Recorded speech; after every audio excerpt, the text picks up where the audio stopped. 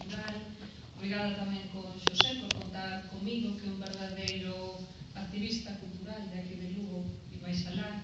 Obrigada con todos e todas vos por acompañarnos hoxe e dar sentido en realidade a este acto aos compañeiros escritores e ás compañeiras e compañeiros músicos.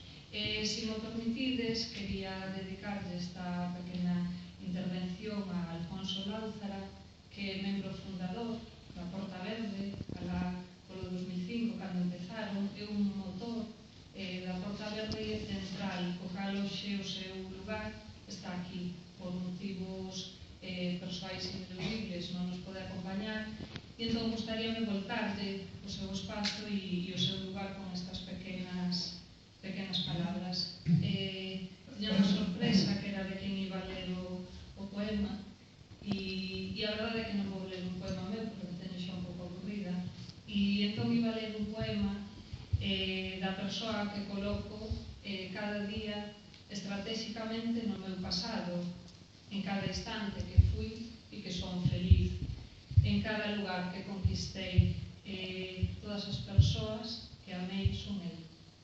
Entón vou ler un poema de Alberte.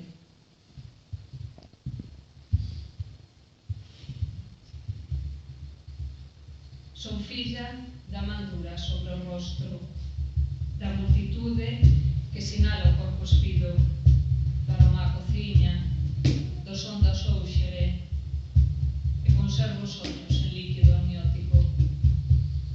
Son filla da negativa e do desexo infame, da calma que amortece o golpe, da historia e da estirpe que aldraxa.